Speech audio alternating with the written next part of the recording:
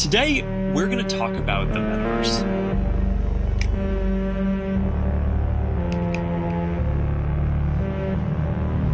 Starting with the most important experience of all. Sweet baby rays. You're going to bring things from the physical world into the metaverse. I like barbecuing.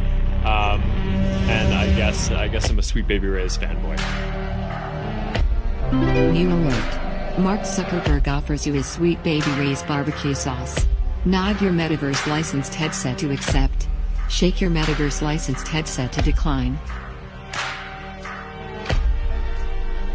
Head shake detected. You are about to decline Mark's offer. Nod your Metaverse licensed headset to confirm the rejection. Shake your Metaverse licensed headset. Head nod detected. You decline Mark's offer. Mark did not like that.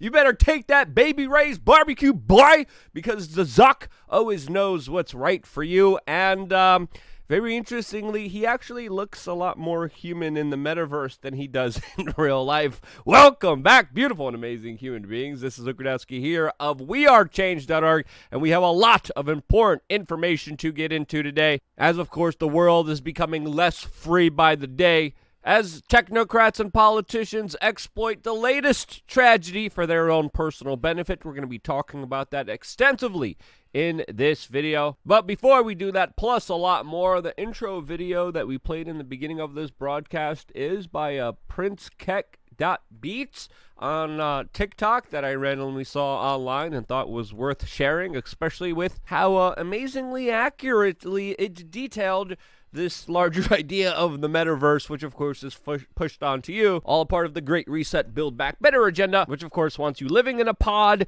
eating bugs, living in a virtual world, since of course the one out there for you is one made for a slave. These larger ideas are usually promoted by Goomba Johnnies like the Cuomo brothers, which we're finding out today. One of the brothers is using the full might of the alleged most trusted name in news, CNN, to go after and dig up dirt on women who accused his brother, who at the time was the governor of New York, with some very heinous acts. This, as the Attorney General of New York just revealed private text messages between Chris Cuomo and his brother, and also, very interestingly, Alec Baldwin, that was asked to intervene and make Instagram videos in defense of his disgraced brother, as we're all finding out that the younger brother played a bigger role than was previously believed in running a full frontal defense for his brother that has an atrocious record of hurting people in unspeakable ways. And this latest revelation by the New York Attorney General definitely most likely is a bigger political power move against the Cuomos. What's really happening here behind the scenes? Well, for right now, we do not know. Although CNN is saying that they are investigating this matter, which should absolutely bring hope to no one, since of course they're absolutely atrocious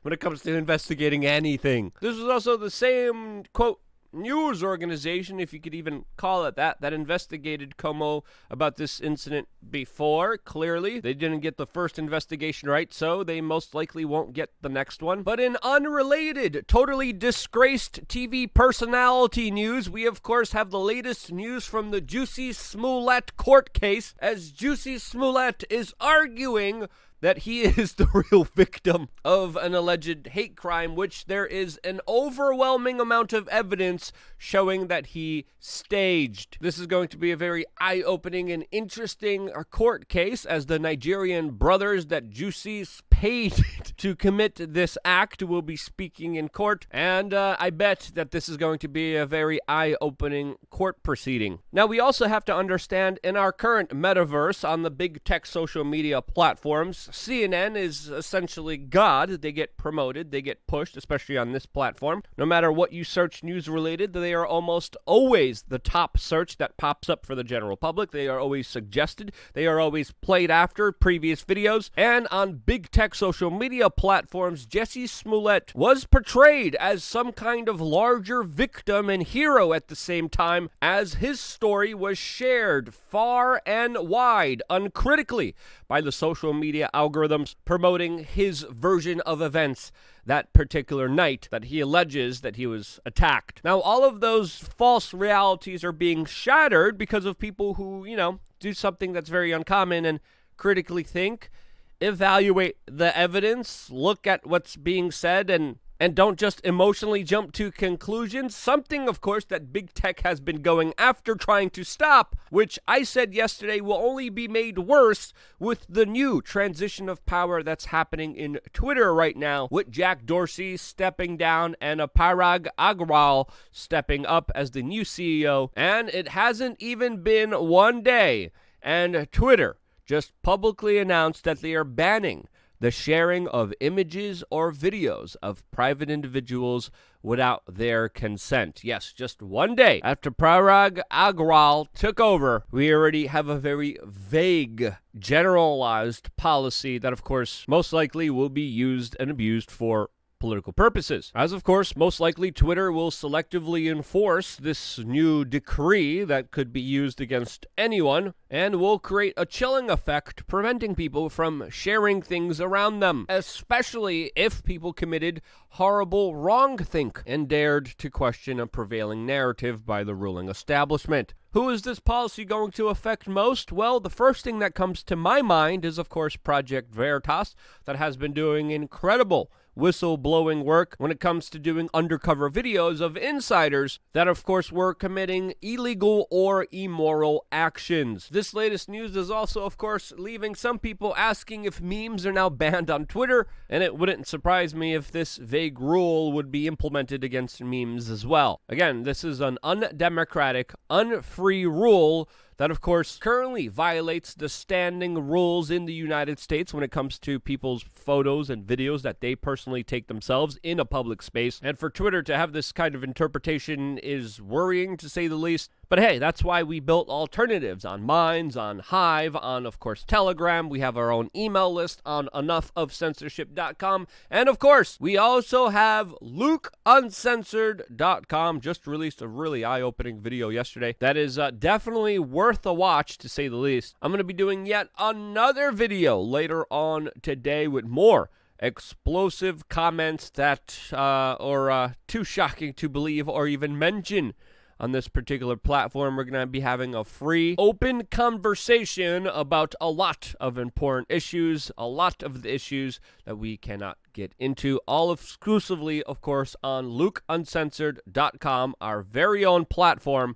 which we hope we can transition everyone towards signing up, since, of course, even if anything happens to this channel, I literally think I'm just going to be doing videos for LukeUncensored.com and no one else. To me, this is one of the only ways to kind of move forward as independent media. It doesn't only sustain us, it helps us grow, it helps us build, it helps us expand, and more importantly, it helps us get out the bigger truths to the world on a platform that cannot be taken down. Again, LukeUncensored.com. I hope more of you guys sign up, because that and the store are pretty much the main way that we do business. A store where you could buy shirts like this that say, if you need violence to enforce your ideas, then your ideas are worthless. That, of course, is available on thebestpoliticalshirts.com. Now, jumping into our main topic, I think it's very fair to say that everything that the Biden administration has been imposing on the general public has been received unfavorably, as, of course, their poll numbers are dramatically low.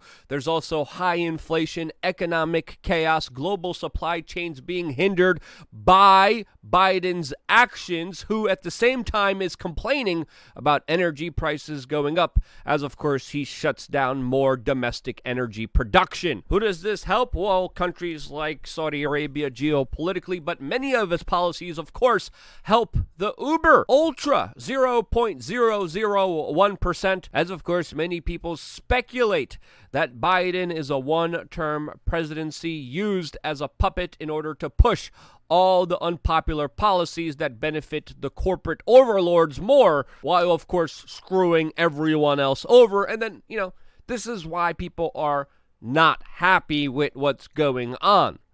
obviously. But the Biden administration seems to have a different understanding of this, as we have this latest article by the Associated Press that is talking about how the Biden administration is blaming everything on the sickness going around. Yes, there's people in Biden's administration, including Biden himself, who are making arguments saying that inflation, his record low popularity, is all to blame because of a sickness going around. Now, very interestingly, as Biden says that there's major economic problems, he's also saying at the same time that the United States is having good economic progress. I don't think the poor guy even understands what's really going on in this world. I really just see him as a puppet of the corporate multinational overlords that are using him to push their agenda more than they ever have before. But the situation that they're creating is having real life effects, especially financially, as even the current Federal Reserve Chairman, Jerome Powell, just came out and said that this new sickness variant is creating a risk to the economy, and it, quote, complicates the inflation picture. But I would argue, you know what's a risk to the economy and complicates the inflation picture? Printing money out of thin air. Taking money and just literally going on a computer screen and clicking 0, which of course explains our modern banking system and what's happening to our financial sector, as of course through this sickness, the Federal Reserve literally created one of the largest transfers of wealth in recorded human history and printed money and literally handed it over to their friends, their hedge funds managers, and to Wall Street without even daring to answer to the American people about it. That right there, when you print money extensively, that money will, of course, be devalued. That it has nothing to do with the sickness, that it has everything to do with economic reckless policies that, of course, are creating record high debt, which, of course, correlates with record high inflation. Printing more money, spending more money that you don't have doesn't solve this problem, and this is the approach that the Biden administration has had towards all of this,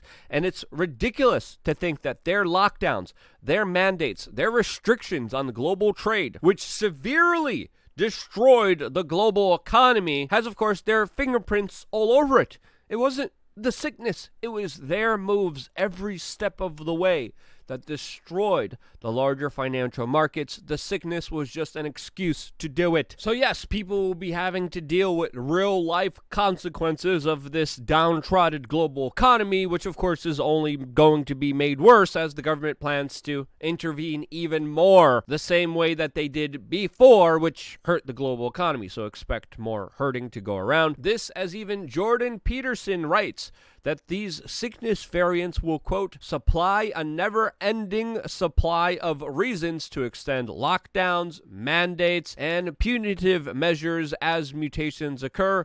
And what constitutes a new variant? Arbitrary. This, as local governments in Australia just are pushing new fines that will have government jackboot thugs with firearms come and confiscate $21,000 from you if you do not wear a mask, or if you attend a, quote, illegal protest. They're also wanting to impose a $90,000 fine if you go to work sick, a $100,000 fine for businesses refusing to make every person check in with their proof of government compliance in order to do business with them, and a $500,000 fine for businesses that, quote, encourage customers to float lockdown rules. Now, these are insane, heavy, monstrous, tyrannical fines that, of course, are absurd. But, of course, that's usually the status quo for some of the governments worldwide that have been exploiting this tragedy to the fullest extent, like in New Zealand, where their prime minister just decreed